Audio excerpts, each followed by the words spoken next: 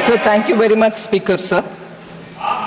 And I thank every member of the House who has spoken and taken interest in the budget which has been presented here. Let me at the outset thank the people of this country for giving this government, headed by Shri Prime Minister Shri Narendra Modi ji, a historic third consecutive term in office. It actually reaffirms the faith the people have and the commitment with which Honorable Prime Minister is leading the country, and therefore building stability and coming up with people-centric policies. We shall all work together to build a Vikasit Bharat by the year 2047. I am extremely humbled by the trust faith. I am extremely humbled by the trust vested in me by Honorable Prime Minister, and it encourages me to work even harder to attain government's vision of Vikasit Bharat. I would like to thank all the members for having participated in this robust debate, and I'm trying here to address almost all the issues raised by the honorable members, and I shall go by issue, which would cover many members under each issue, but I'll try to name as many of them as possible. So just before I do the part where I'm responding to the honorable members, I would like to highlight some of the budgetary points, features, which is very important for us to understand where this budget fits in itself in the long path towards Vikasit Bharat. Sir, this budget actually draws upon what was mentioned in the vote on account. So essentially infuses into itself everything, almost everything said in the vote on account. And after that, of course, brings a newer addition towards making this year the first step towards the next 5 years leading towards Vikasit Bharat. So the continuity from the vote on account is something that I'd like to underline. The principle of governance has from 2014 been Sabka Saath, Sabka Vikas, Sabka Vishwas and Sabka Prayas, and following that we shall come forward and work together to make sure we overcome all the difficulties. The budget actually seeks to consolidate all the earlier accomplishments. It also outlines measures in order that we overcome the challenges, and two core elements have been highlighted. One is the social inclusivity, that is reaching out to all strata of the people in the society, and geographical inclusivity through equitable development for all the regions in our country. So we are taking a whole of nation approach and now seeking to make sure that we fulfill the aspirations of our people.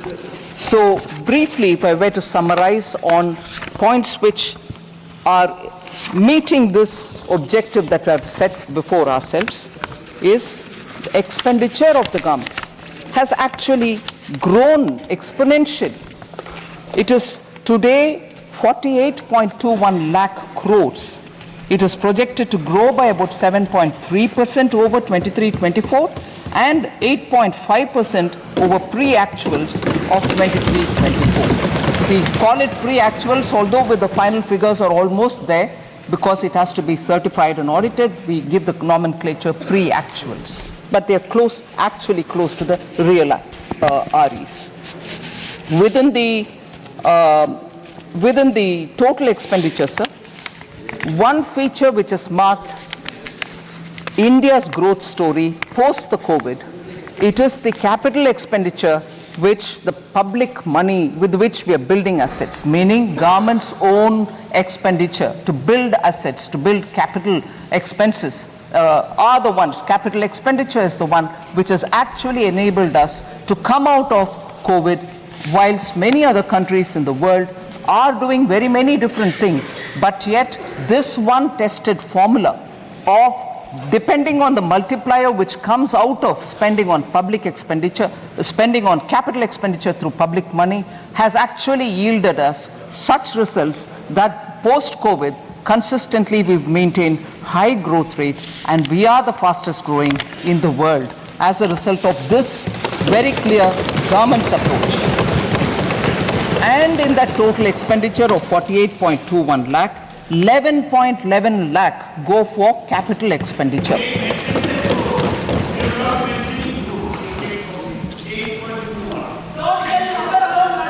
Sir, budgeted capital expenditure is now almost 3.3 times the capital expenditure which was there in 2019-20, that is prior to COVID, sir.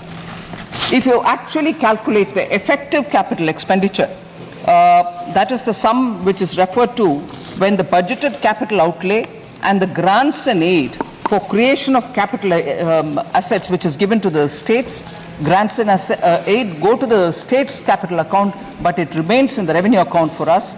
But because it also creates capital in the state's name, if we were to calculate the effective capital expenditure, it is pegged at 15.02 lakh or above 18% over the RE of 23-24. So that is the impetus we are giving for growth to be sustainable and for us to retain the growth rate that we have been very clearly attributing for the hard work of the people of this country. I'm not getting into the details of the revenue expenditure because that is already in the budget documents, but more importantly, I get into talking about the allocations because I think a lot of members have said probably the allocations in the social sector has come down. I want to, by giving the data, I want to showcase to the ministers, to the honorable members, that the expenditure on the contrary has gone up in each one of them, and I'll show by how many. So agriculture and allied sector in 2013 and 14 had just 30 lakh crores, meaning 0.30 lakh crores, whereas now it is 1.52 lakh crores. It is even 8,000 crores more than the last year, which is 23-24. So even over last year, we have made an increase and not brought a reduction in them. So education and employment and skilling is the next one, sir, in which 0.85 lakh crore is what was allotted for education, employment and skilling in 2013-14, whereas today it is 1.48 lakh crores, which is 23% more allocation even over the last year, 28,000 crores more than last year, which is 23% more allocation compared to even last year. In 10 years, 0.85 lakh crore to 1.48 lakh crores. Women and girls, 0.96 lakh crore in 13-14, it is 3.27 lakh crores. 41% more allocation or 96,000 crores more than the last year.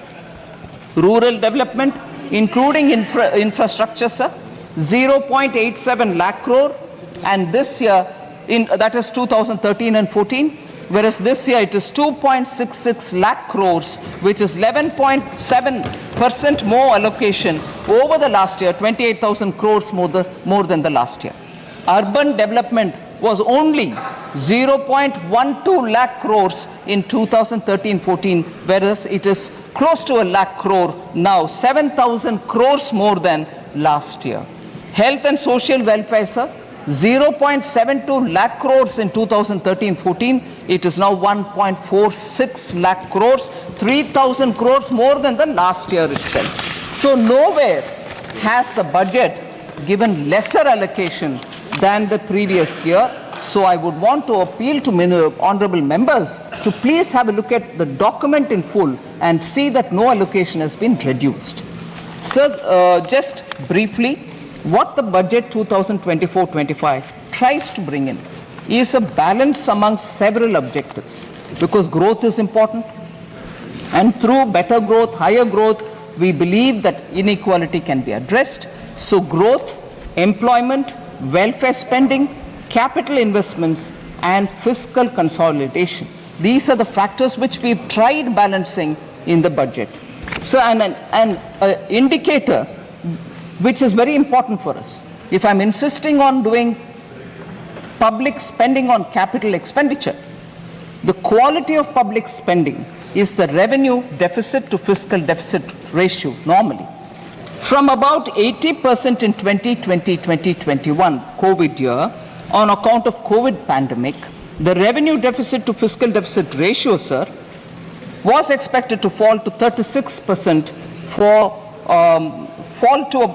was very high, whereas it is now fallen to, it is expected to fall to 36% in 24-25, and therefore reflecting the fact that expenditure is going towards quality asset creation.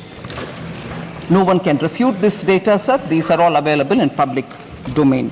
And the other thing which is an important indicator is, I had promised in this House, sir, 21-22, that the government would endeavor to attain fiscal deficit to GDP level below 4.5% by the year 25-26, from an unprecedented high of 9.2% in 2020-2021. We have kept completely to the trajectory projected. We have not deviated from it. We are complying by that fiscal deficit trajectory given by me. Even today, you see that we've gotten close to the 4.6. Actually, this year, we have clearly given 4.9 as the fiscal deficit. So we are keeping our word on that. India's exceptional post-pandemic economic recovery to become the fastest growing economy over the last 3 years is truly magnificent, and I thank every citizen, the middle class, the entrepreneurs, the farmers, marginal workers, traders, everyone who I've mentioned, I've not mentioned, deserve big gratitude, a word of thanks from all of us, sir, because of their toil and hard work and belief that they have to bring up the situation for their families to be better, has resulted in India becoming the fastest growing economy. And how many nations, may I ask this year, how many nations have achieved this balance through the budget since post-COVID to retain that growth, ensure that this balance happens and continues that sustainable growth momentum? So at least these sort of things which have to be remembered for the sake of thanking our people, I would like to highlight these as the last few years' achievement of this government and entirely thanking the people of India. And this couldn't have been possible unless there is a hard-working, visionary leadership which takes us forward so that the country can really come out of the COVID distress. And I thank Honorable Prime Minister for his leadership on this. Sir, I had also presented the Jammu Kashmir budget for 24-25. I'm happy to inform that the concrete steps that have been taken to enable the Union Territory to break free from the fetters of the past, namely the legacy of fiscal distress which has been inherited from the erstwhile state. We have provided substantial financial support, and I'll give the number, 17,000 crores in the union budget of the UT of J&K this year. It includes 12,000 crore towards financing the cost of Jammu Kashmir Police. That's a burden we want to take on our shoulders so that J&K has more flexibility to spend money for developmental activities. And the additional central assistance of 5,000 crore has been provided. With this support, I expect the GSDP ratio, fiscal deficit to GSDP ratio of the Union Territory would be somewhere, and I'm estimating it, somewhere in the range of 3% for the year 24-25. The public finances of the Union Territory are now back on the rails, and they are now able to focus on developmental activities much more than ever before. And the fiscal prudence is the biggest spirit with which the welfare activities are being taken up without any compromise on Sabka Saath, Sabka Vikas. So because Jammu and Kashmir budget was particularly of interest to some of the members, I would like to respond to the members as well, much before I go to responding to members on the general budget. Sir, some members of J&K have raised questions about unemployment rate in J&K. Mia Altaf MP and also Honorable Member Aga Syed Ruhullah Mehdi. They have raised issues about unemployment, and I would want to put it on the record of this House. Unemployment rate, that is for the age group of 15 to 59 years, has actually come down for J&K from 6.4% in 2020-2021 to 5.7% in 21-22 to 4.4% in 22-23, sir. So there is a reduction in the unemployment rate in J&K. The reduction is primarily because there is a lot of avenues being created for self-employment, and livelihood opportunities through Government of India schemes are reaching all people in J&K, and as a result, you can see that employment opportunities in the sense of self-employment has actually grown. So again, Honorable Member Mia Altaf had raised this issue about the works that were undertaken by the Union Territory Government for the welfare of tribals. I'll certainly like to say, sir, there are about 9 important things which need to be highlighted. The Union Territory Government has undertaken several initiatives for tribal welfare in the areas of healthcare, education, culture, infrastructure development, and livelihood. After 2 decades, actually, forest rights were granted to tribal communities. 2 शतक के बाद, इंतजार के बाद, tribal communities का उनका हक forest rights के द्वारा दिया गया है. 5,943 forest right certificates have been issued to the tribal people. First ever survey of the nomadic tribal population has also been conducted. Transport facilities are being provided to the nomadic tribes and the Bakarwals because they move up the range during summer and come down from the higher reaches to the lower levels. Transport facility is also being provided. Transit accommodation is provided to migratory tribal communities. Again, the communities which move from colder to slightly warmer regions in winter, including community kitchens, medical and veterinary dispensaries, and community toilets. All these have been provided for the migratory tribal communities. Professional coaching centers, scholarships, skilling for 48,000 tribal youth, 8 new hostel buildings, 285 smart schools, 6 Ekalavya residential schools have all been developed in the Union Territory of Kashmir. 80 schools to be transformed into smart schools in the tribal areas. That's a very important step forward, and it will benefit tribal children. 186 tribal villages are being developed under the PM Adi Adarsh Yojana, so helping tribal communities. Tribal Research Institute is being developed in Srinagar, and these are some of the very specific measures being taken by the government, and I hope the Honorable MP has got substantial information on the question that he asked. Sir, now I come to the general budget, in which I go by issues in which many members of parliament have spoken, so I've clubbed together members. The first issue I take up is members from the opening speaker, Kumari Shelja, Professor Saugata Roy, Hebe Eden, Dr. T. Sumati, Charanjit Singh Channiji, and many others have all spoken about how there is a threat to cooperative federalism. Only few states have been given the benefits in the budget.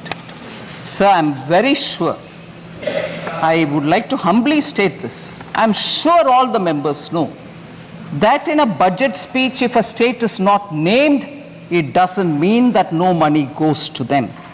And therefore, that was a misleading campaign which, being in the opposition, unfortunately, a lot of members did speak about.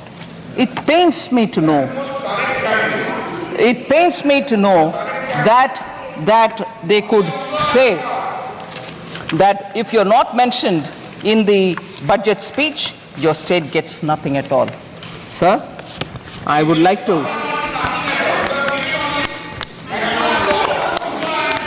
I'd like to tell you, Honorable Speaker, sir, from 2004-5, sir, 2004 to 5 onwards. First of all, I'll say बाकी राज्यों को क्या है वगैरह, but I'll first say some things. Sir, कोई भी माननीय सदस्य बैठे बैठे कोई भी टिप्पणी करे तो आपको उसका जवाब नहीं देना। ठीक है सर। बिना permission. Sir,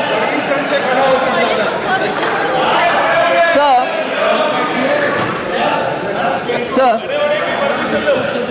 I'll take the example, sir.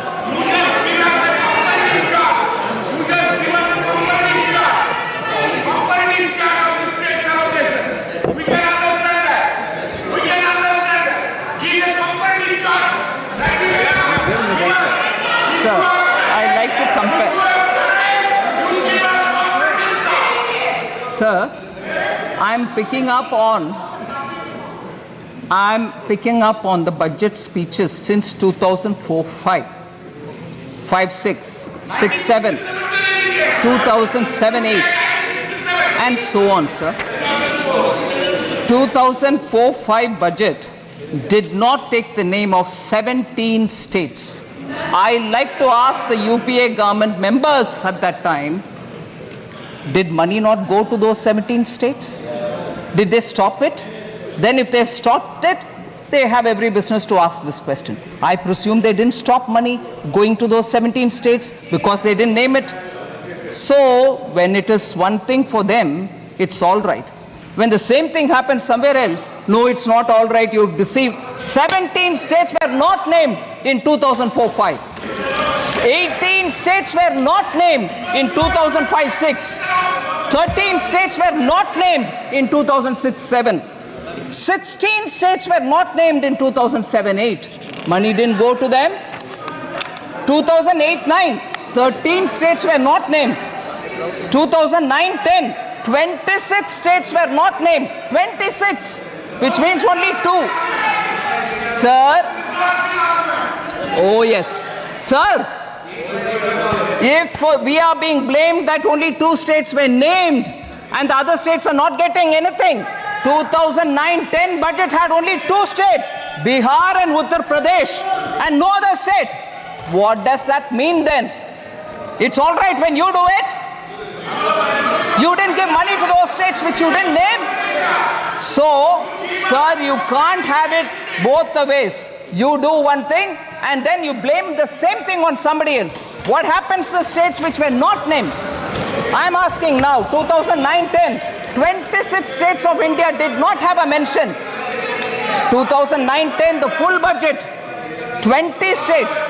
Interim budget did not have 26. The full regular budget, 20 states did not have it. So what does that mean, sir? They continue to ignore states. 2010-11, 19 states were ignored. 2011-12, 15 states were ignored, they didn't mention. 12-13, 16 states were ignored. 13-14, 10 states were ignored. So, sir, for that matter, the interim budget of 2014-15 ignored 26 states. Was there a noise? Did people say you ignored those states, you didn't give money? So, if you want to distort and create uproar, you want to give a sense of fear among people, you can go about distorting data. But this stands here, sir. इनका काम ही भ्रम फैलाना है. Sir, in the last few years, now each state, we had ministers go and explain how much has been given to each of the states. All right, sir? Record तो है, record है दादा, इसीलिए रिकॉर्ड होता है. वकीलों के पास. Sir, I just want to say this, sir. Just random examples of how much has gone to different states. Bulk drug parks in Himachal Pradesh for now 1,900 crores. Very recently announced by Prime Minister Modi. PM Mitra Textile Park went to Karnataka, Tamil Nadu and Telangana. Have they not received monies for that? 500 crores for Greenfield Park and 200 crores for Brownfield Park. These are just random examples, sir. Railways, West Bengal, Jharkhand and Bihar, multi-tracking of Son, Nagar and Andal. Telangana and Maharashtra. Yes, it is, everybody is right and that's why I'm answering. But instead of reading a complete list, I'm giving random examples so that people can understand. 2,700 crore for Himachal Railway. Railways, Telangana and Maharashtra, doubling of Mudked, Medchal, Mehboob Nagar, Don route. Telangana and AP, doubling of Motumarri, Vishnupuram sections. Telangana and AP, Bhadrachalam, Dronakal sections. Amount, sir, 12,334 crore. West Bengal, Jharkhand, Bihar. Telangana and Maharashtra, 4,686 crore. Telangana and AP, 1,596 crore. Telangana and AP, Bhadrachalam, Dronakal section, 770 crore. These are going for railways alone. Himachal Pradesh 27. Sir, major highway projects, Kerala. Major highways projects. So I will like to put on record, because after all, the respective honorable members of Kerala insisted, and I'm glad to receive them, that much before I deliver the reply today, I have to meet with them. It was an all-party delegation. I happily met with them. I have no problems. I will address issues also that they have stated and let it go on record that all the MPs came and met me before I gave the reply. I have no hesitation, sir. And there is no vanchana to any state. Nobody is being denied any money. So, India's first, sir, Kerala I mentioned, NH 66, Kappirikadu, Edappalli in Thrissur district. 9,667 crore major highway project Kerala. Sir, major money comes na, 9,606 ongoing. Money comes or not? So, Mukkola junction to Kerala, Tamil Nadu border, 1,148 crore. Sir, J&K, Punjab, Haryana, Delhi, Amritsar, Katra road project, 18,000. Sir, kindly, honorable speaker, sir, J&K, Punjab, Haryana, Delhi, Amritsar, Katra road project, 18,274 crore. Sir, again Kerala, sir.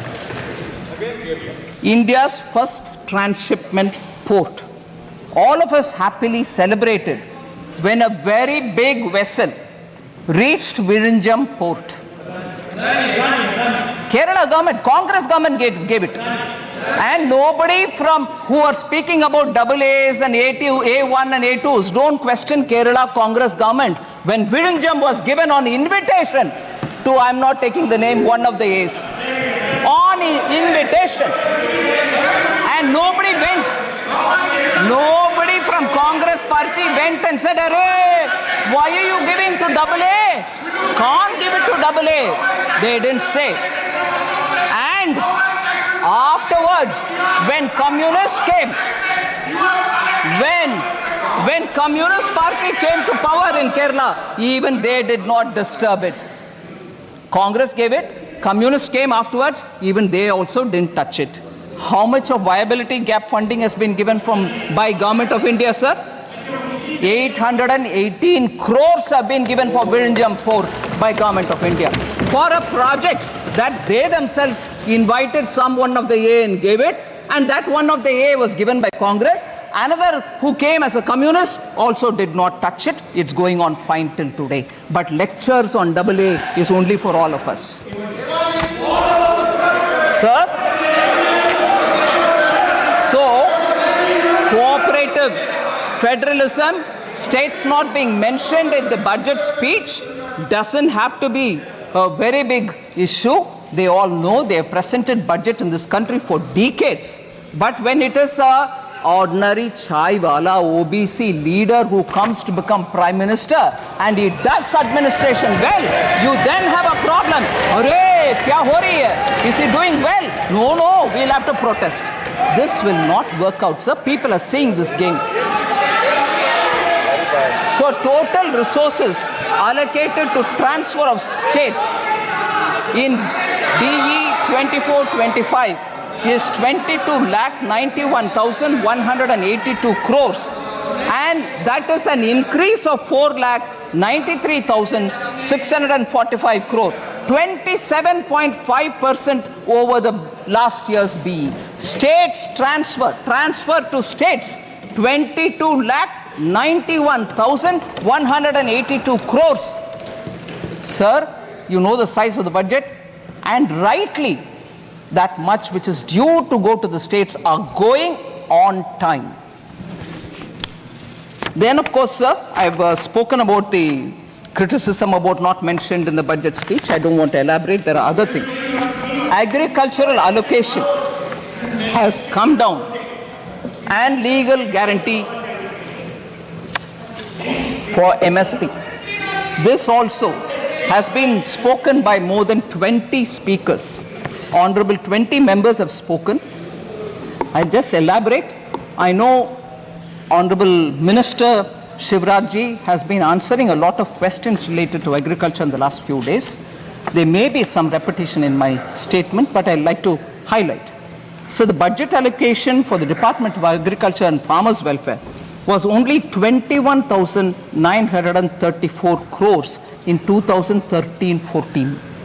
13-14 में 21,934 crore rupees ही था agriculture के लिए allotment.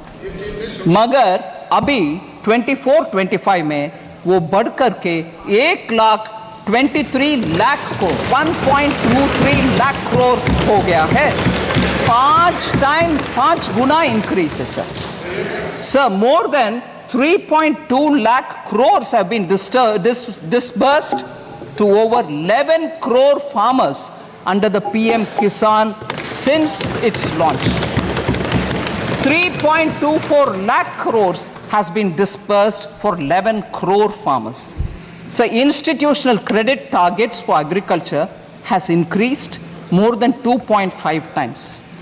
2014-15, it was 8 lakh crores. Now it is 20 lakh crores. किसान को ये पैसा institutional credit मिल रहा है. Interest subsidy is also being given to kisan. It has increased 2.4 times. 2014-15 में 6,000 crore interest subsidy के साथ किसानों को लोन मिलता था बैंक से. अभी वो बढ़ करके 14,252 crore से सर इस साल 23-24. Number of accounts of small and marginal farmers availing agricultural loans has grown from 57% to 76%. 14 में 57% लोन agricultural farmers लेते थे. अभी 76% लोन ले रहे हैं सब्सिडी के साथ. इसीलिए ये नंबर और बढ़ेगी क्योंकि हमारे प्रयत्न किसान के साथ अच्छा चल रही है sir. Sir, also a committee has been constituted some time ago to look at how the CACP cost, Agricultural Commission for Agricultural Cost and Prices can work better so that किसान के लिए जो भी सुविधा मिलना चाहिए उसको बेहतरी तरीके से मिलाने के लिए कैसे काम करना उसके ऊपर ये कमेटी काम कर रही है. Sir, I want to highlight, if anything, I think many of our speakers have already said this, but I'd like to highlight this point, sir.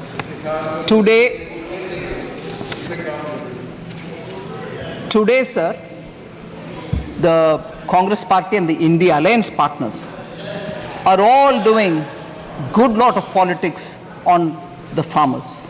I'm saying it with consideration, sir. I'm not speaking loosely.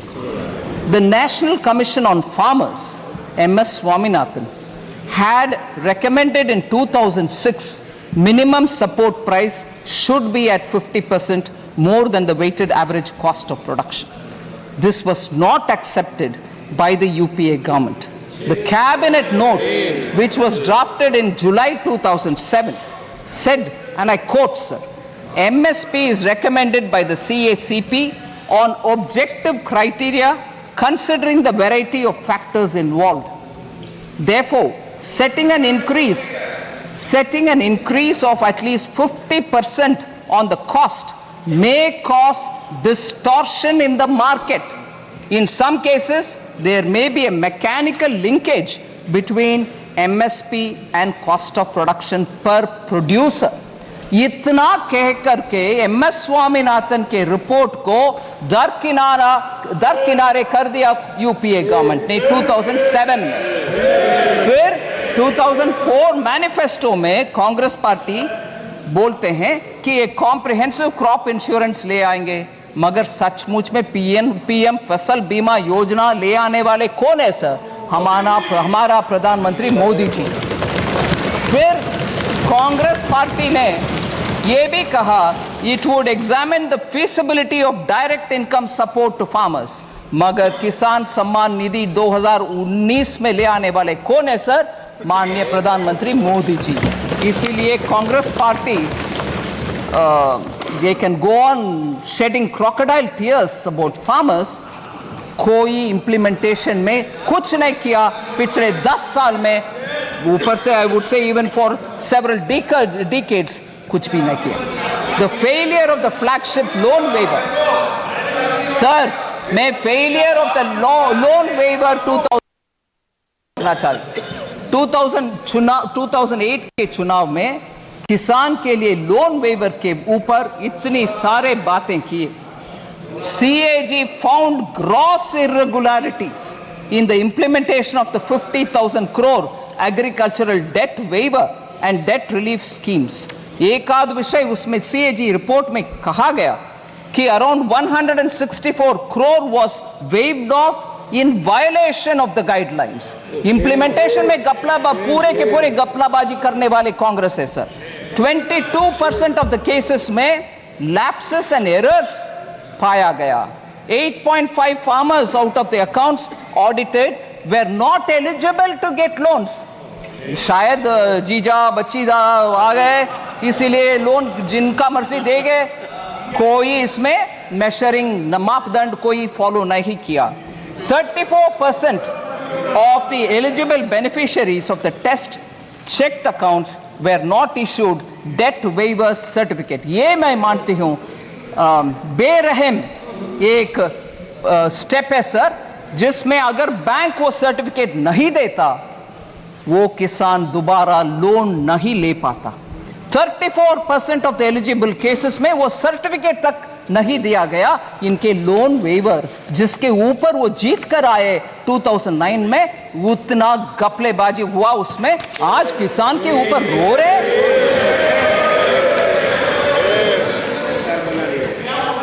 Sir, unemployment के ऊपर 15 honourable members ने बात किया sir. इसमें कुमारी सैलजा, अभिषेक बैनर्जी, सौगता रॉय जी, heebie Eden, Rajiv राय, दुराई Vaiko, Pappu Yadav ji, Dimple Yadav ji, N K Premachandran जी और के सुब्रायन जी, ऐसे बहुत सारे, डॉक्टर सुमति, अनएम्प्लॉयमेंट के ऊपर बात की। मैं उनका एक आध विषय स्पष्ट करना चाहती हूँ sir. Sir, our policy to make youth, इस बजट में यूथ के लिए 5 ऐसे स्कीम का एक बड़ा सा पीएम का युवा पैकेज हमने ले आए, जिसमें एम्प्लॉयमेंट भी है, स्किल ट्रेनिंग भी है, इंटर्नशिप भी है। Our policy is therefore to make youth सक्षम, स्वतंत्र और समर्थ। इसीलिए to make them competent, independent and capable, a lot of schemes have been brought in other than the 5 schemes put into PM package. 48 crore mudra loans worth 29 lakh crores have been dispersed since 2014. 29 lakh crores का dispersal हुआ मुद्रा में। इसीलिए इस बार क्योंकि वो success हुआ है, हम उसको 20 लाख रुपीस तक अमाउंट बढ़ा रहे हैं, 10 से लेकर के 20 तक बढ़ा रहे हैं। मैं ये 5 स्कीम के ऊपर ज्यादा बोल नहीं रही हूं sir, but I want to say UPA era में जॉबलेस ग्रोथ के विषय में एक विषय हाईलाइट करना चाहती हूं सर। आरबीआई के क्लेम्स डेटा जो पीरियोडिकली हमें इकोनॉमी के ऊपर पिक्चर देता है, वो एम्प्लॉयमेंट यूपीए के इरा में, मतलब 2012 to 13 में और 13 to 14 में टोटल एम्प्लॉयमेंट एक्चुअली डिक्लाइन हुआ है, ये वो जिक्र करता है आरबीआई की रिपोर्ट। उनके कार्यकाल में जब टोटल एम्प्लॉयमेंट का नंबर डिक्लाइन होता है, उसके बारे में चर्चा नहीं करते। मैं आज उठा रही हूं इस हाउस में कि उस समय के एम्प्लॉयमेंट क्यों घटा, why did it come down? If you are claiming that your economy management was all very good, how did total employment figure come down? And this is RBI data, not mine. Second, sir, formal employment was badly hit. Total persons engaged during the UPA time, annual survey of industries कहता है कि Covid pandemic के time, हमारे सरकार के time से ज्यादा decline उस समय हुआ टोटल पर्सन्स का एंगेजमेंट में। This is a data about 2012-13 employment total persons engage decline हुआ उस समय। Sir, we want to highlight the fact that the annual periodic labor force survey reports show that the labor market indicators for persons in the age group of 15 years and above has steadily improved under Prime Minister Modi 2017-18 to 2022-23. Our employment figures have improved. I'm giving you at least 4 indicators for that. Labor force participation has increased from 49.8 in 2017-18 to 57.9% in 22-23. Labor force participation number. इसमें women labor force participation has risen to 37% in 22-23 from 23% which was in 2017-18. Women का participation भी increase हुआ. Youth the unemployment rate has declined from 6% in 2017-18 to a low of 3.2% in 22-23. Youth unemployment for the age group 15 to 29 has declined sharply from 17.8% in 2017-18 to 10% in 22-23. So the last point on this employment debate, sir, SBI research report which was released in July 2024 said India created 12.5 crore jobs between 2014 and 23 compared to only 2.9 crore during the UPA 10 साल. 2.9 crore UPA के 10 साल में, मगर अभी 12.5 crore हमारी 10 साल में sir. सो employment के ऊपर बार बार गलत फहमियां प्रचार करना ये छोड़ दें, क्योंकि डेटा उसके खिलाफ है.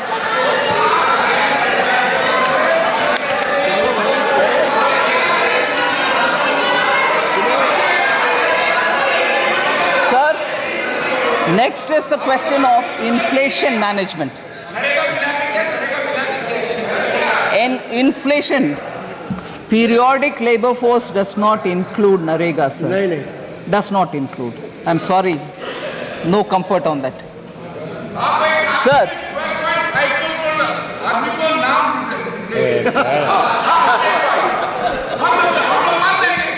Sir, inflation.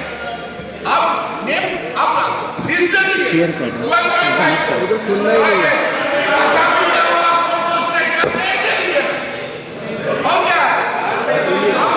Sir, inflation, sir. Inflation as a subject. 7 honorable members spoke about it. I'm not taking their names. Sir, we saw double-digit high inflation period during the UPA era, and that is because of their reckless policies. I want to differentiate between the inflation which prevailed during UPA and the inflation, if at all, within the range which prevails now, some months which have gone up. There is a difference. Domestic inflation used to be higher than the global average during UPA's time. Global financial crisis 2008, sir. If we are talking about COVID, which is much, much more complex than the global financial crisis, global financial crisis 2008, UPA government took stimulus measures to boost the economy. But I'm sorry to say, I'll come to this particular matter because it has a relevance to one of the honorable members. Harvard and Oxford educated leaders,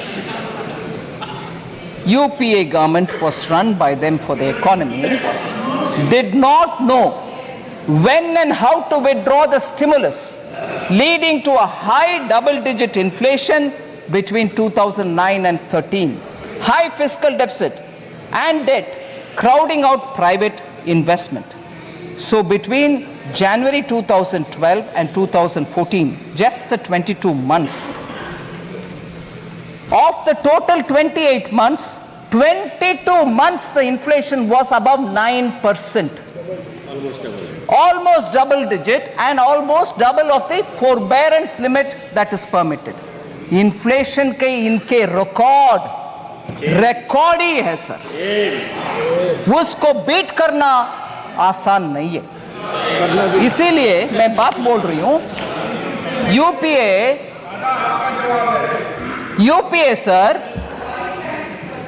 UPA inherited a stable macroeconomic environment with inflation at 3.8% from 1999-2000 to 2003-4. Atal ji के समय पर inflation उस range में पर था, उसको inherit किया UPA ने. Comparatively, annual inflation rose to 8.1% between 2004-5 to 2013-14. Atal ji का 3.8%, इनका 8.1%. यही है इनका रिकॉर्ड इन्फ्लेशन मैनेजमेंट के ऊपर.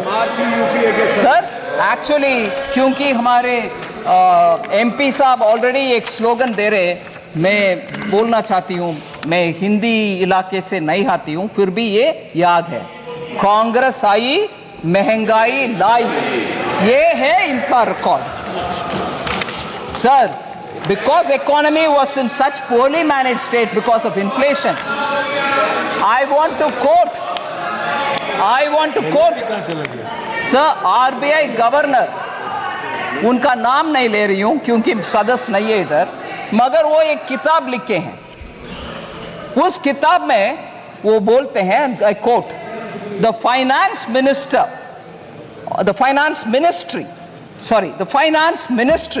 used to pressurize the RBI to soften interest rates and present a rosier picture of growth to shore up sentiments. क्योंकि आपके आर्थिक व्यवस्था इतना बिगड़ गई थी, आप आरबीआई को फोन करके उनको बोल रहे हैं कि प्लीज ठीक से मैनेज करो भैया, क्योंकि सेंटिमेंट अफेक्ट हो जाएगा. आप कुछ मैनेजमेंट नहीं किए, मगर ये किताब में फॉर्मर आरबीआई गवर्नर लिख रहे हैं सर इनका इकोनॉमी के मैनेजमेंट के ऊपर. शेम. वो हमें पूछते हैं कि इकोनॉमी कैसे मैनेज कर रहे हो. Sir, India's inflation between 2020-2023 is much lower than the global average. Prime Minister Modi, in spite of COVID, planned the economy in such a way that our inflation did not affect so badly. I want to just give you the list of the records, sir. NDA के समय 99 to 2004 तक 3.8, UPA 1 में 6%, UPA 2 में 10.2%, so UPA 1 and 2 put together 8.1%. अभी हम आ रहे हैं NDA 1 में 14-15 से लेकर इन्फ्लेशन 5 years में 4.5%, NDA 2 में 5.7%, NDA 1 and 2 put together 5.1%. कहाँ है 8.1%? हमारे 5.1% कहाँ है? मैं ये भी दुख के साथ कहना चाह रही हूँ, जब प्रधानमंत्री जी पेट्रोल और डीजल प्राइस को 2 बार कम किए, बीजेपी स्टेट्स ने कम किया, इन्फ्लेशन घटवाए, मगर यूपीए के स्टेट्स कोई कुछ नहीं किया, उसके वजह से उनके स्टेट में इन्फ्लेशन हाई रहा। देश के लिए नुकसानदायक पॉलिसी है यूपीए का। कांग्रेस ठीक है, हम कैसे मैनेज किए inflation? Group of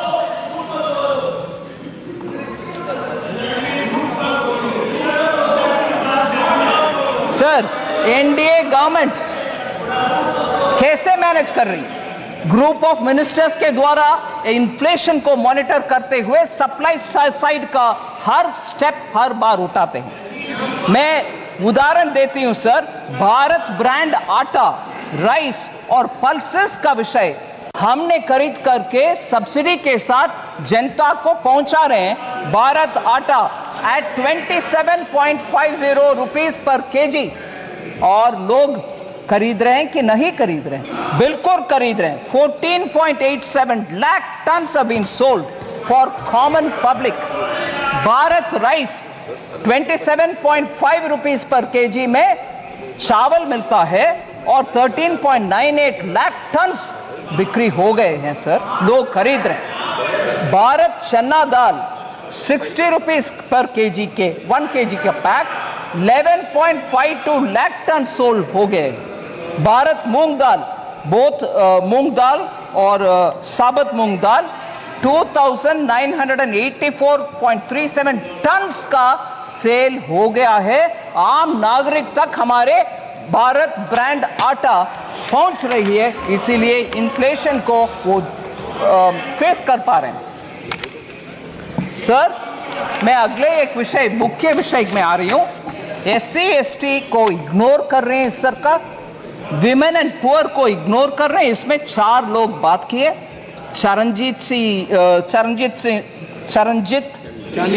Shani, Shrimati Dimple Yadav, के Radhakrishnan and Tol Tirumavalavan, all members, honorable members of parliament who have raised this issue. I want to say SC or ST or women के allocation has gone up substantial. Number दे रही हूँ sir, 23-24 में 1,59,148 crores था SC का। इस साल 1,65,493 crores, 6,345 crores और बढ़ाए। ST 1,19,706 crores, 1,24,909 crores now, 5,113 crores अधिक we have increased it. Women 2,38,220 crore पिछले साल, इस साल 3,27,158 crore, 88,938 crores ज्यादा दिए हैं इस साल में। सर, इस विषय में थोड़ा ऑनरेबल स्पीकर ध्यान से आपके सामने विषय रख रही हूं। एससी एसटी का एलोकेशन कम हो गया है, ऐसे प्रश्न पूछने वाले से मैं पूछना चाहती हूं। कर्नाटका की कांग्रेस गवर्नमेंट ने एससी एसटी फंड से बजट में 9,980 दिए हुए बजट से 4,301 करोड़ ट्राइबल सब प्लान से निकाला गया, उसका पता नहीं चल रहा कहां गए। So far of the total, Karnataka government has spent 2,228 crore, including 1,587 crore from the SC/ST sub-plan and 641 crore from the tribal sub-plan specifically. God knows where this is going. Because this has been questioned in Karnataka itself by the leader of the opposition and the media. I want to ask माननीय former chief minister Charanjit Channi ji, आपके leader से बात करिए, कर्नाटका में जाकर के SC का हालात के ऊपर प्रश्न पूछिए। इधर पूछने का आवश्यकता नहीं है, उधर कांग्रेस गवर्नमेंट में हो रही है इतनी सारी घपला। फिर कर्नाटका से एक और विषय सर, जरूर मैं मानती हूं कांग्रेस में एससी के विषय में बात करने वाले हर नेता कर्नाटका आज ही जाए, पूछ ले कि क्या हो रही है। एससी के पैसा को निकाल करके प्राइवेट अकाउंट में डाला जा रहा है, किसी को मालूम नहीं हो रहे। एससी के ऊपर इधर लेक्चर हो रही है। वाल्मीकि विषय, कर्नाटका महर्षि Valmiki scheduled tribes development corporation scam, बड़ा सा स्कैम सर। इसमें सर विषय देख लीजिए, कितना इंटरेस्टिंग बात। Normally government stands up to say no गपला, क्या आरोप लगा रही हो, सॉरी, ऐसे बात करने के लिए सरकार के पक्ष में से खड़े होते हैं। मगर उधर नाम नहीं ले रहा हूं, मुख्यमंत्री जी खड़े होकर के बोल रहे हैं, अरे भैया वो 187 करोड़ नहीं है, सिर्फ 89 करोड़ है जो गपला है, मगर not 187 crore but only 89 crore. ये देख लीजिए क्या कॉन्फिडेंस, यही कांग्रेस है। गपला करो फिर आर्ग्यू करो, बोलो कि 189 नहीं है भैया, जस्ट 89 है, छोड़ दो। एससी का पैसा सर, एसटी का पैसा सर, दोनों उधर गपले हो रही है, मगर इधर एससी के ऊपर लेक्चर हमें दे रहे। एससी के ऊपर चीफ मिनिस्टर पंजाब के प्रश्न पूछ रहे।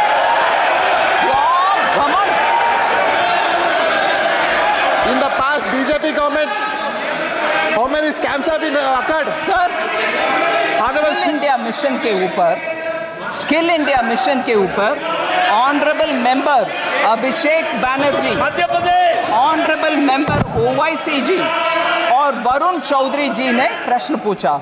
आई want to highlight 3 honourable members, Abhishek Banerjee ji, Owaisi ji और वरुण चौधरी जी ने प्रश्न पूछा। इन द लास्ट डिकेड, क्योंकि डिजिटल पब्लिक इंफ्रास्ट्रक्चर इतना नेसेसरी हो गया है, स्किल इंडिया डिजिटल हब में कैसे क्या है विषय, उनका कंसर्न है स्किल इंडिया मिशन में सक्सेस नहीं हुआ। मैं उनको जेंटली बोल सकती हूँ, in the last decade the employment of Indian youth has increased sharply, rising from 34% in 2014 to 51% in 24। ये सब क्योंकि उनका स्किलिंग हुआ, उनके अपग्रेडिंग ऑफ स्किलिंग हुआ, उसके वजह से वो आगे आना संभव मान रहे। और इस बार बजट के द्वारा 5 स्कीम्स का package, PM skill for youth और एम्प्लॉयमेंट फॉर यूथ के पैकेज के द्वारा इसको और आगे बढ़ाएंगे। यूथ के लिए हम काम करेंगे। और हमारे position sir world skills competition में 19th पोजीशन में थे हम 2017 में स्किलिंग में, आज 11वीं पोजीशन में 11th रैंक में आ गए हैं bye 2020। Sir 3 members have spoken on poverty and global hunger index. Poverty and global hunger index, कुमारी शैलजा जी, दुराई वाइको जी और Gurmeet Singh ji. Sir, I want to first of all, with all humility and modesty say, flawed indicators such as the global hunger index for India's sake may not work out. I am not saying because you have raised a point, but I'll tell you why. इन सब के विश्वसनीयता, I'll try to say it in Hindi, sir. मैं इस global hunger index की विश्वसनीयता पे कुछ बात रखना चाहती हूँ। हाँ, मैं प्रश्न रखना चाहती हूँ। हाँ, मैं जो विषय मैं क्वेश्चन के द्वारा जवाब दे रही हूँ।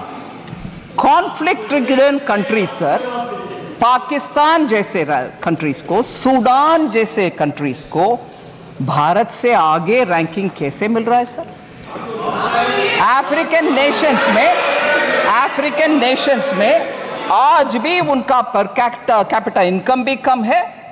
फिर पाकिस्तान में आज तक आटा के क्यों, मैं I am not saying it in a sense of you look at them they are suffering, no, I don't want them to suffer.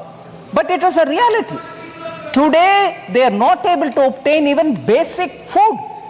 Here, 80 crore लोग के लिए भारत देश में मुफ्त में हम अनाज दे रहे हैं, फिर भी हंगर इंडेक्स में हाई है। ये कैसे ये विश्वसनीयता स्थापित करेंगे? Sir, household savings will do. Household savings at 50-year low, while household debt has been increased. Sri Honorable MP Abhishek Banerjee ने ये प्रश्न पूछा. Sir, year-wise accumulation. This is very interesting data, sir. I request the honorable members to kindly pay attention to this fact. Net financial savings of the household sector from 8.32 lakh crores in 2013-14 has risen to 14.16 lakh crores in 22-23. Net financial savings of the household sector. This is an increase of 70%. Household savings in the form of physical assets. Bank में fixed deposit में cash रखना एक चीज है, मगर घर खरीदना या घर में विस्तार करने के लिए एक कमरा बनाना वो अलग विषय है. Today in the form of physical assets, sir, construction of houses or other immovable properties increased from 14 lakh crores in 2013-14 to 35 lakh crores in 22-23. It clearly indicates a shift of savings in the form of physical assets rather than in the form of financial assets. The registered investor base at the National Stock Exchange has tripled from March 2020 to 2024 to 9.2 crores of Indians 31 March 2024 tak. So, potentially translating into 20% of India's households now are channeling their household savings into financial markets. ये हम ध्यान में रखना चाहिए.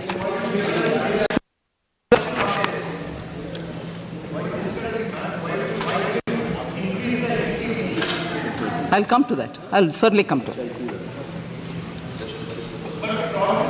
Sir, Honorable Speaker, sir, I'm almost coming to the end, sir, but one or two important points. Sir, I thought you wanted the answers. Sir, lack of transparency in budget. Lack of transparency in budget was the issue raised by Honorable Member N.K. Premchandran. I want to highlight the fact, sir. In fact, it is completely the opposite of what used to prevail under UPA. And I'll give you examples with which I want to say this charge, lack of transparency in budget, should actually be posed by N.K. Premchandran ji to UPA budgets. Sir, all the details have already been provided. I'm not going to say what is revenue, how much is revenue receipt, how much is other receipts. The borrowings are meant for financing fiscal deficit, because the question also said how government will finance the additional allocation of around 56,000 crores. So I want to just highlight borrowings are for financing fiscal deficit in a way. I would like to mention that the borrowing has been reduced due to better fiscal management, and reducing the fiscal deficit from 5.1% in interim budget to 4.9% in the regular budget of 24-25 explains that. The hallmark of Prime Minister Modi from the days when he was Chief Minister of Gujarat is fiscal prudence without compromising on welfare. He continues on that track. He has not compromised on welfare businesses or schemes, but very clearly manages his finances carefully, and that is why you have that fiscal prudence reflecting in the fiscal deficit. Sir, this is a total contrast to what had prevailed during UPA. I want to highlight how the Congress-led UPA government, constant practice of hiding the deficits through off-budget borrowings and issuance of oil bonds, which shifted the fiscal burden to future generations. Under the UPA, standard fiscal practices were routinely changed to make the budget numbers look favorable. You saw I've already said how the RBI governor spoke. In order to make an impression of nice, goody, you call the RBI, you fudge the numbers, you put it under the carpet. All this has happened during UPA, not our times, sir. In financial year 2021, the government, our government under Prime Minister Modi, rapidly repaid all outstanding National Small Saving Fund loans which were provided to the FCI in lieu of food subsidy by providing additional budgetary support. We cleared the accounts, sir. Very good. And as a result, that came onto the budget, and there was no hiding under the carpet. External borrowing कर दिया, budget में दिखाया नहीं. मैं budget fiscal deficit अच्छा number दिखाऊंगा, मगर इधर borrow करते रहे. नहीं. Everything that you get, everything that happens in finance ministry is now in the budget for all of us to see. इसमें कोई पीछे से borrow करो, उधर रखो, इधर दिखाना नहीं है, नहीं होता. So lack of transparency अगर है तो वो यूपीए के गवर्नमेंट में हुआ था, अभी नहीं. Complete food subsidy under the PM Garib Kalyan Anna Yojana is being provided transparently through government budget. Sir, from 21-22, off-budget funded schemes are being proactively disclosed in the budget document. इसीलिए हर step हम ले रहे हैं transparency की ओर. I want this to be recognized by the honorable member. So the last two members who asked particular questions, sir, on the minority budget has been reduced. Honorable member Ziaur Rahman Bark from UP, I forget his constituency, Sambal, but I must say, sir, you normally don't allow us to mention names of people who are not the members, but with your permission, I want for a moment to pay a momentary dedication to his grandfather, Shafiqur Rahman Bark, late Shri Shafiqur Rahman Bark, because he was a very elderly member. He came several times to meet me on his constituency related problems. I used to respect him. I gave him a lot of time to understand his issues, and where I could help, I have helped him. But not for that, but I do recognize the dignity with which he has approached his assignments, even with that aged, even with that seniority in age. So I want to respect the grandson who's now come in his position, who's asked this question. So minority budget, has it come down? No, it hasn't come down.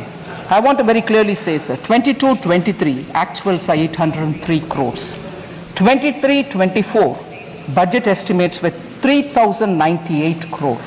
24-25 budgetary estimates, 3,183 crore, 85 crores more than the last year has been given. No reduction in the fund. Sir, under NMDFC, which is National Minorities Development and Finance Corporation, since 2014, 8,300 crores worth of loans have been disbursed to more than 22.5 lakh minority beneficiaries, of whom 85% are women. So the young new member, I want to give him the information. And the last one, sir, under insurance problem in the country, and there is an 18% GST on health insurance. This was asked by Honorable Member Karthi Chidambaram.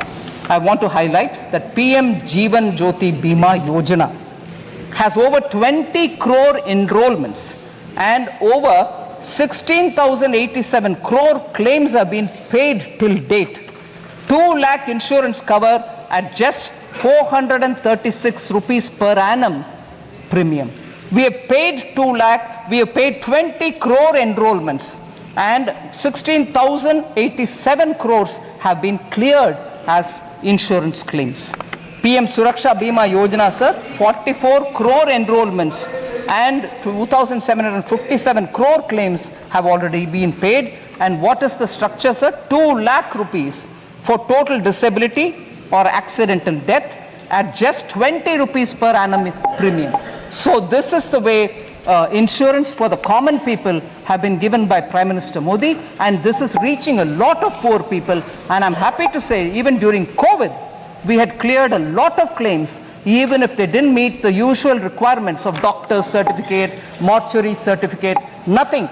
PM gave a clear instruction saying, during COVID, all claims be settled. We don't want anyone to suffer because insurance certificates are not come.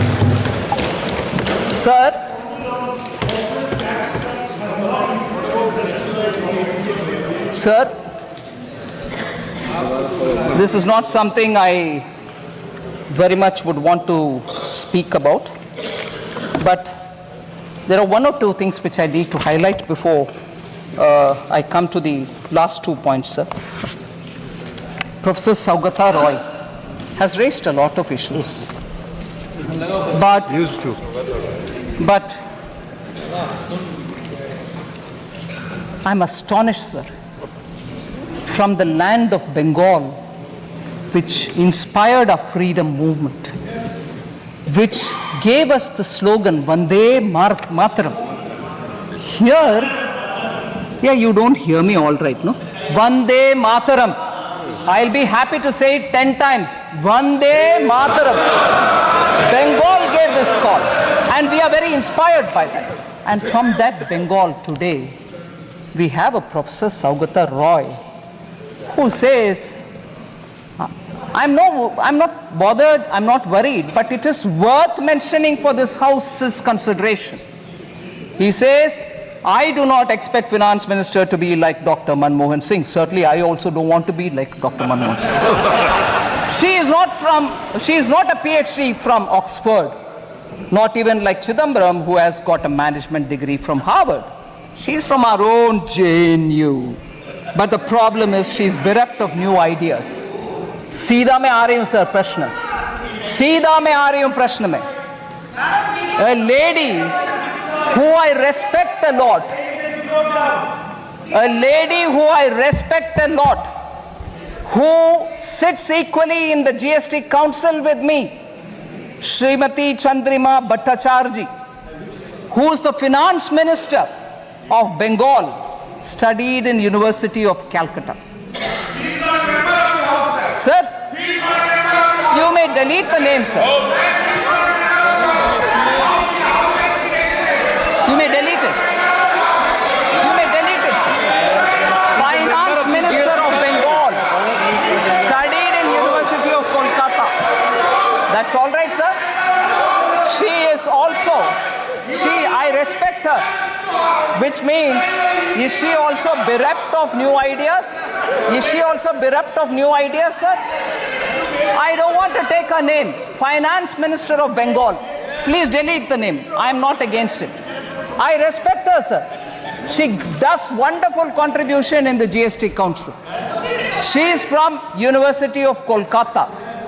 So, when reference is made to me saying she is from JNU, but the problem is she doesn't have any, she's bereft of new ideas. Is she bereft of new ideas? Equally, I want to ask, the Chief Minister of Bengal is also from colleges affiliated to the University of Calcutta. Does it mean that if you study in Indian universities, you are bereft of ideas? She is a fighter who's leading the state for so many years. Many chauvinist comments. Sir?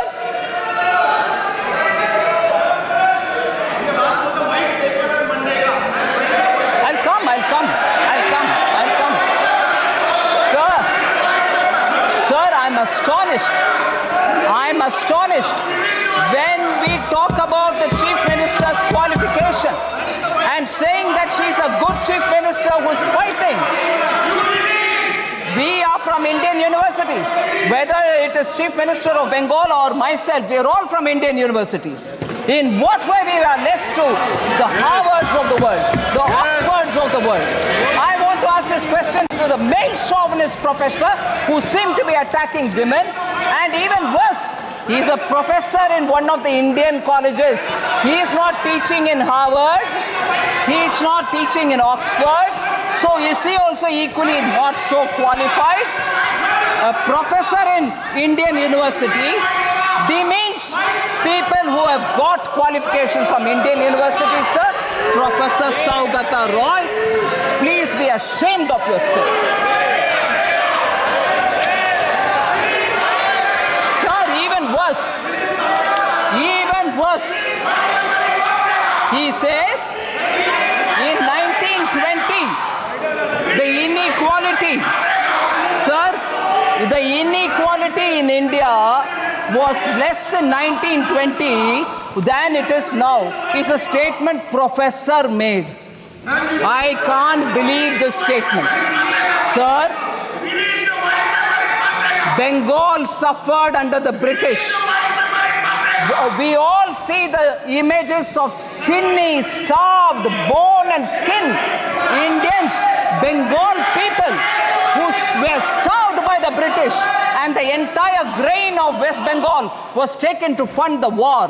People were photographed sitting skinny with bones and skin, and that Bengal was better in equality than now. What a shameful statement to make. In this house, inequality was better under British than now. What a shameful statement to make. Now I come to talking about Bengal's economy, sir. I'll give all the white paper they want. Sir,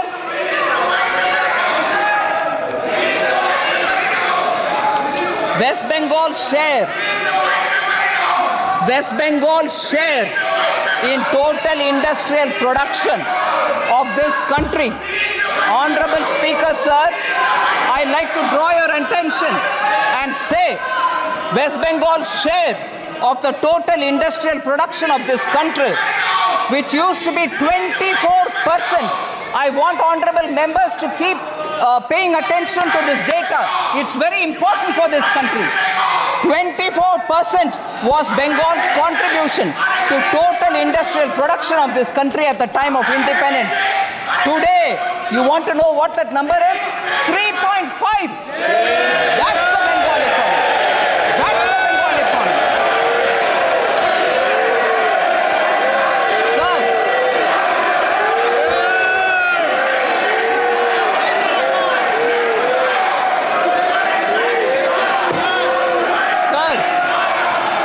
There's been a downward trend in the gross capital formation. In 2010, West Bengal accounted for 6.7% capital formation in India. Now it accounts only for 2.9%. They want a white paper. I'll give a white paper. I will definitely give a white paper. This is the performance of Bengal's economy, sir. सभा की कार्रवाई आज 8 बजे तक बढ़ाई जाती है. The state of West Bengal, sir, attracts less than 1% of the total Indian FDI. अगर आप सवाल पूछोगे तो जवाब सुनना पड़ेगा. आपने सवाल किया तो जवाब दे रही है वित्त मंत्री जी.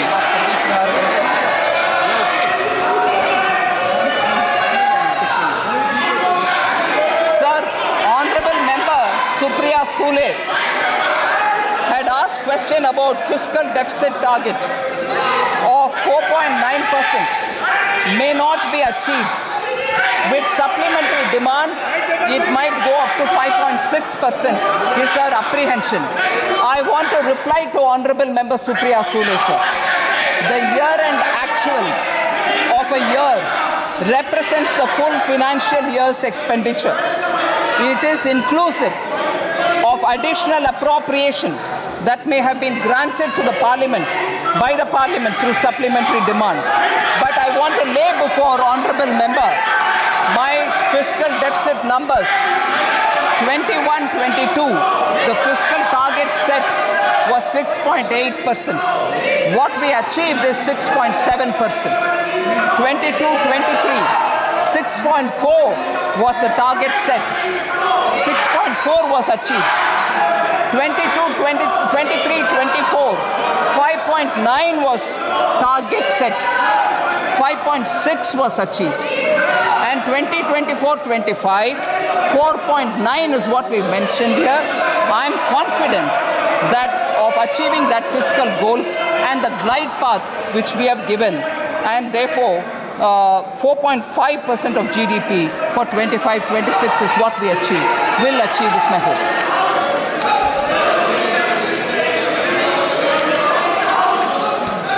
Sir, before I come to the conclusion, there's one I will come to the conclusion with, but before I come to that, sir, I want to highlight the fact. माननीय सदस्य नेता प्रतिपक्ष प्लीज आसन के पीठ पेट कर नहीं बैठते। संविधान नेता प्रतिपक्ष हो जाने से अकल कहाँ से आएगा? Sir, this is an important issue I want to raise, sir, before I come to the conclusion. Sir, today, when we are discussing the journey of Vikasit Bharat, I want to draw your attention towards a very serious issue. To make India develop, it is necessary for the country to have big economic and strategic power. But if there will be instability and anarchy in the country, the journey towards Vikasit Bharat will become more difficult. This is a huge challenge for us. And as a nation, we have to understand where the problem is. India's social fabric, parliamentary traditions, economy, and the armed forces are all four being severely attacked. We have united our diverse society through the hard-working people of this country over the generations. After independence, sir, our constitution was put in place, and it has put in place several arrangements to keep the society united. But today, through a conspiracy, the fault lines of our society are being exposed. Mistrust is being created against each other in the society through fallacies, lies, and deceit. Sir, efforts are being made to create such a situation that even a spark will lead to a lot of conflict. Similarly, the attacks on the armed forces are also being intensified on some pretext or the other, or one pretext or the other. Efforts are being made to divide the army and the soldiers. The strength of the army is its discipline and unity. As a part of a conspiracy, sir, this strength of the army is being challenged. Whatever is happening today regarding Agniveer is a part of this conspiracy. I'm afraid to say this. Apart from the society, parliament, army are all under attack, and even the economy is being attacked. When the people of India have really struggled to come out of COVID and are building a society on their effort, we as people representing them in this house at least should recognize the hard work of our people and not undermine India as a country which is growing at this rate. So entrepreneurship itself is being made a villain, sir, which is a shame. Hard-working entrepreneurs are building this country. The conspiracy is to end India's entrepreneurship culture even if before it fully blooms, and thereby hitting at the Indian core backbone, which is the entrepreneurship, small and medium units, and enterprise is what is building India. Negativity is being spread in society towards all those who do business. And this hatred for business and wealth creators is spilling everywhere. There is a conspiracy to send a message to the entire world that India is not safe for investors, sir, and this is not good. Rumors are being spread that Indian institutions cannot guarantee security to foreign investments, which is really a sad situation, sir. Strategic instability, economic instability, and political instability. Some forces are working to create this kind of an image of India, and we should all fight together that this kind of instability building people should be told a lesson. There is a huge nexus. There is a huge nexus behind this, which is carrying out this conspiracy from the streets and even to the parliament. No debates without protests, which are aggressive protests are happening. You don't even hear answers which are being given. And I'm sorry to remind this honorable House that when the honorable Prime Minister stood up to speak, at most disruption happened and people did not want to listen to him. They were screaming. But parliamentary institutional maryada ke upar unse first lecture aata hai. Jab all over the well they had people standing and people were forced or nudged or cajoled to say go into the well, protest. Sir, institutional respect, we have to keep it. Every countryman has come together to fight this conspiracy. We have to be alert, sir. And I take this opportunity to say this. Sir, the last matter, sir.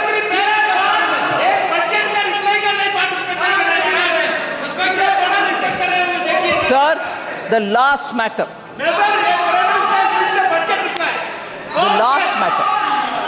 The last matter, sir. Halwa. Okay? We should talk about it. Sir, it pains me, sir. It pains me, actually.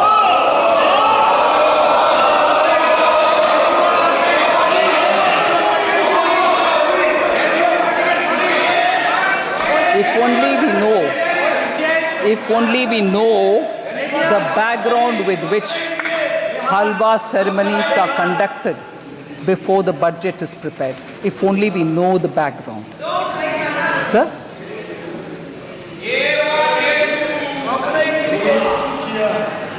If only we know the background of why halwa ceremonies happen, sir. It's a very important phase where actually in this country halwa ceremonies have been happening for a very long time. माननीय मंत्री जी, कब से हो रही है ये भी बता दो आप। मैं बोल रहे हैं सर, मिंटो रोड में जब प्रिंटिंग प्रेस था, जब बजट उधर प्रिंट होता था, तब से लेकर के staff who get themselves inside that premises, budget present होने के बाद तक जब बाहर नहीं आते थे, आज भी वो सिस्टम बरकरार है। वो लोग अपने आप, क्योंकि अंदर जाने के बाद till they can't come out till the budget is read, on their own used to organize halwa making, क्योंकि भारत में एक ट्रेडिशन है, कोई भी अच्छा काम शुरू करने से पहले नींबू मीठा। At that time, sir, Italy में नहीं होगा। ओके, मैं करेक्ट, भारत में हो रहा, कहीं और नहीं। Sir, Navratri meaning 9 nights and 8 days पुराने ज़माने में they used to stay inside only, no phone, no contact, no landline. If anything, one officer who was given the power to come in and go out, he would convey the message. कुछ नहीं और बाहर world से संपर्क। बोल रही है, please. अभी sir 5 nights and 4 days nowadays they stay in the cellar of North Block, and this is essentially because the confidentiality of budget making has to be respected. So they go in, and before going in, we start this halwa ceremony. And there are media reports, sir, one or two, which I'll read out, which captures it. Halwa ceremony, sir, one media report says, and I quote, "It serves as a recognition for the hard work and dedication of the Finance Ministry officials and staff who have been diligently preparing the budget documents. Dating back to 1980, the halwa ceremony precedes the printing of the budget documents, which take place at the basement of the North Block, a process that must be completed without any official leaving the premises until the budget formally is presented." So this is done more, unquote. Now I again take one line. A sense of solidarity and teamwork among the team members के लिए ये बना करते हैं. It also says it stands as a testament to the tradition and protocols observed in one of the most significant events in the Indian governance calendar. Sir? Yes? In this, sir, the staff themselves make it. The staff themselves make the halwa. Staff themselves make it. Sir, why did it become? Sir, I wish honorable members listen, sir, because they are very scared that something is coming to hit them. When did this become a photo event? When did this become a photo event? Sir, I want to underline this. इतना 2013-14 में मंत्री जी नीचे सेल्लार में जाकर के हलवा बंटवारा करने का शुरुआत 2013-14 में हुआ। मैं पूछ रही हूँ कब? बाय दैट टाइम, क्योंकि our leader of the opposition by that time was a full active leader. उससे पहले ऑर्डिनेंस फटा भी गया, वो इंडिपेंडेंस दिखाया विपक्ष के नेता। क्यों उस समय फाइनेंस मिनिस्टर तब की उनसे ये पूछा नहीं गया कि कितना एससी है भाई, आप नीचे जा रहे हो फोटो के लिए, बोलो नहीं तो वो हलवा में कैंसिल करूंगा, क्योंकि उस समय वो पावरफुल थे ना, रिमोट कंट्रोल था ना। वो हलवा क्यों कैंसिल नहीं किया? उनके हलवा कैंसिल नहीं किया, तब ये पूछा नहीं गया। भारत के हलवा बटाया जा रहा। सर, ये आदत किसी का हो तो वो जमाना गया। मलाई खा करके इस देश को छोड़कर या पार्लियामेंट को छोड़कर लोग गए। लोग वोट करके मलाई खाने वाले को दिखाया रास्ता, चले जाओ, आप सत्ता में बैठना नहीं है। वो जमाना गया। मगर उस समय के फाइनेंस मिनिस्टर से ये पूछा नहीं गया, आप नीचे जा रहे हो बंटवारा करने के लिए, हलवा बंटवारे करने के लिए, आपके साथ कितने एससी हैं, कितने एसटी है, कितने ओबीसी है, वो पूछा नहीं है। उस समय के ऑफिसर्स लोग के स्टैटिस्टिक्स गणना नहीं हुआ, मगर अभी पूछा जा रहा है। इसीलिए मैं बोल रही हूं, इस देश में लोगों को बंटवारे करने में कुछ षड्यंत्र के साथ इस प्रश्न पूछा जा रहा है। Sir, it's a shame. मैं इस मौके पर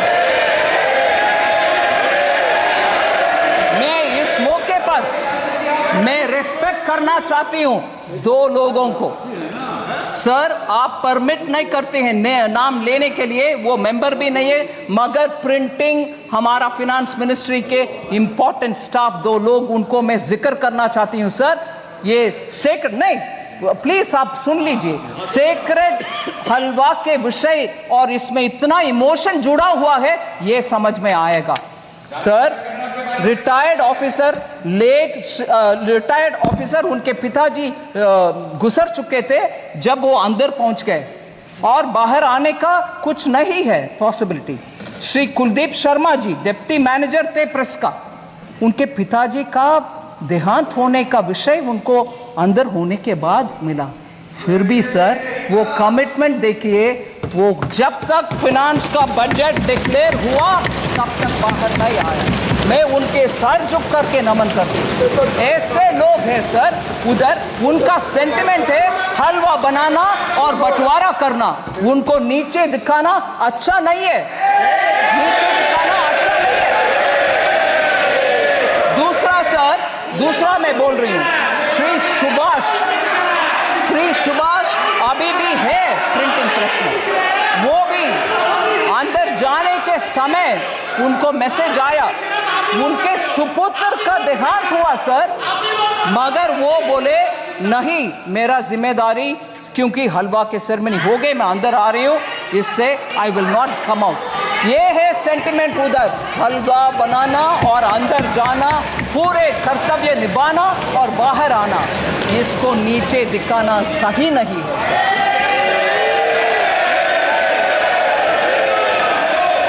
सर। एससी के ऊपर, ओबीसी के ऊपर बहुत सारे विषय हमारे एमपी गण बात कर रहे हैं। फर्स्ट प्रधानमंत्री जी नेहरू जी का लेख सबको शायद अनुराग जी ने पढ़ दिखाया। नेहरू जी ने 27 जून 1961 को लिख रहे हैं, I quote, sir, I dislike any kind of reservation, more particularly in service. I react strongly against anything which leads to inefficiency and second-rate standards. Unquote. Sir, that is Pandit Jawaharlal Nehru, the first Prime Minister of India. Okay. Next, sir. खाका खालेकर commission के report 1955 में जब recommendation आ चुका था, तब से लेकर के कांग्रेस पार्टी के हर गवर्नमेंट उसको दरकिनारे कर दिए। बैकवर्ड कमीशन के कोई कुछ सोच नहीं था।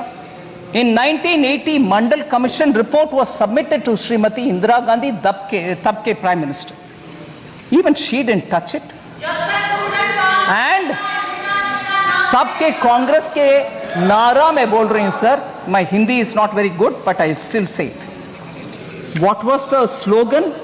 ना जात पर ना पात पर मोहर लगाएगी हाथ पर। सो जात तब नहीं है, पात नहीं है, मगर अभी बोला जा रहा है जाति जाति।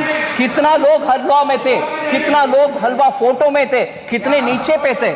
जब तब अगर आपने सही इसको तभी ले आते तो ओबीसी ऑफिसर आज सेक्रेटरी लेवल तक पहुंचने का मौका था। You stopped it sir. No, even worse sir, शायद अनुराग जी ने नहीं बताया, मैं एक और कोटेशन पढ़ना चाह रही हूं sir. Rajiv Gandhi ji, late Prime Minister Rajiv Gandhi ji gave an interview to Alok Mehta in March 1985, a senior journalist. In that interview, former Prime Minister about OBC reservation says this, quote कर रही हूँ sir, no promotion of idiots in the name of reservation.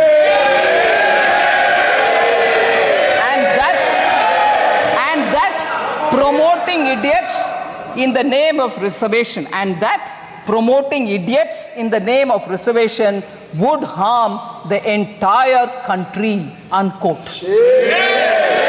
Reservation के ऊपर ये इतना lecture दे रहे हैं sir. Ambedkar ji cabinet से निकल करके he said I don't want to be in this because there is no justice for backward communities or for SCs. उनके चिट्ठी ये सब विषय लंबा सा चिट्ठी सर, मगर वो रेलेवेंट पैराग्राफ में पढ़ रही हूं। So he said, quote, I will now refer to another, second in brackets, matter that Ambedkar ji का कह रहे हैं, सुनो।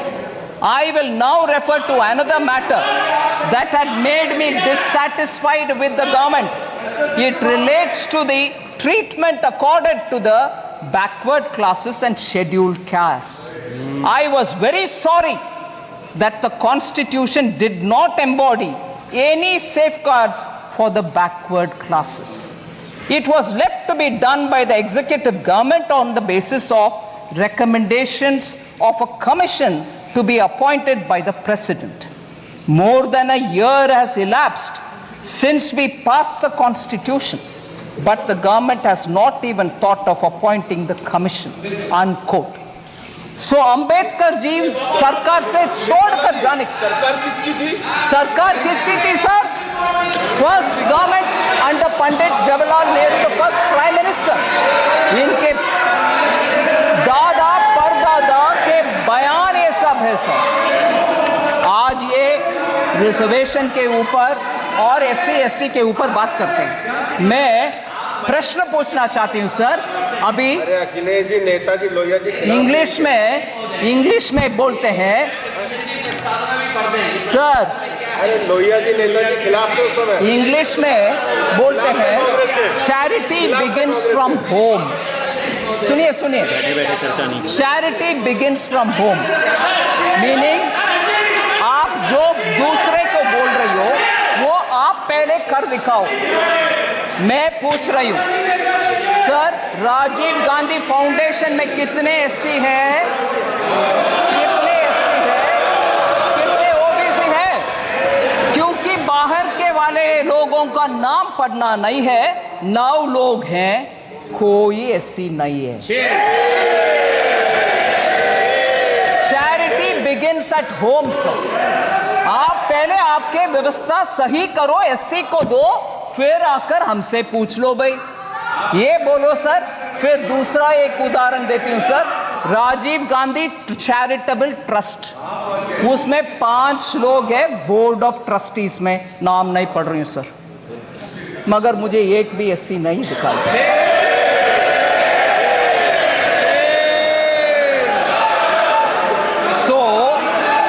सर एससी एसटी लोग के ऊपर हम सब कुछ अच्छे करने के लिए इरादा रख सकते हैं, ये इनको हलवा मगर जेनरेशन आफ्टर परदादा दादा सबके बयान एक ही जैसे जब है और काम कुछ नहीं हुआ, आप जाकर के आज बोलेंगे तो कैसे भरोसा आएगा sir?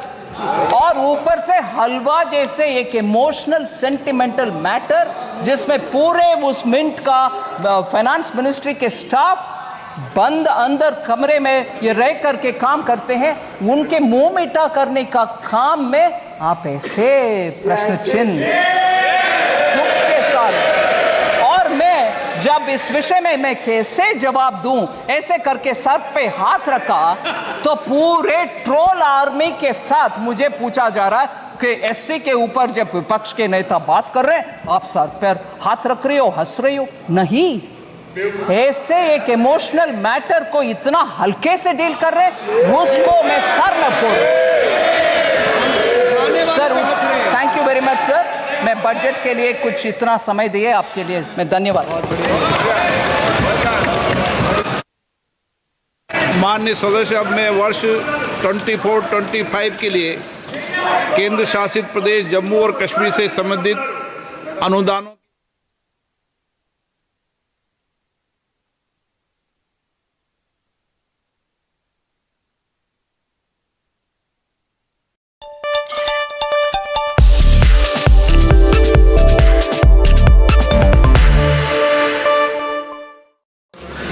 So early this morning, Wayanad was hit by several devastating landslides.